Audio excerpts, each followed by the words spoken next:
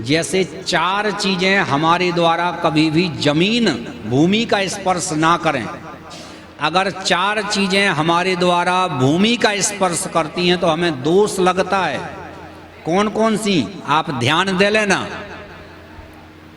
पहली गरुण घंटी, जो हम घंटी बजाते हैं ना, अगर गरुण घंटी हमारे द्वारा भूमि को छू लेती है तो हमें दोष लगेगा। तो भूमि को कैसे, हम लोग क्या करते हैं कि गरुण घंटी को जब साफ करने ले जाते हैं तो उसको साफ करके वहीं जमीन में रख देंगे, जबकि हमें प्रयास करना चाहिए कि या तो किसी थाली में रखें या कपड़े के ऊपर रखें। बिना आसन के गरुण घंटी को कभी नहीं रखना चाहिए। यदि गरुण घंटी हमारे द्वारा भूमि का स्पर्श करती है तो उसका दोष लगता है। एक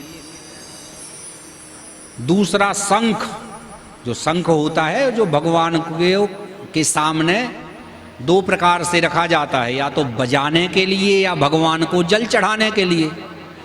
तो अगर शंख भी हमारे द्वारा भूमि को छू जाए तो दोष लगेगा। तीसरी, माताओं का वक्षस्थल, यह जमीन को कभी नहीं छूना चाहिए। आप लोगों ने देखा होगा कि जब भी हम भगवान को प्रणाम करते हैं तो सीधे लेटते हैं ना, दंडवत। दंडवत माने डंडे की तरह, लेकिन माताएं हमेशा झुक करके प्रणाम करती हैं। घुटने के ऊपर बैठ जाएंगी और झुक करके प्रणाम कर लेती हैं। क्यों? क्योंकि जमीन में वक्षस्थल का स्पर्श नहीं होना चाहिए। और चौथी वस्तु होती है ब्राह्मणों का यह भाग। अगर ब्राह्मणों का यह भाग जमीन छू जाए तो दोष लगता है। इसीलिए जब भी पंडित जी अपने घर में आते हैं तो हम लोग सबसे पहले आसन बिछाते हैं कि पंडित जी बैठिए।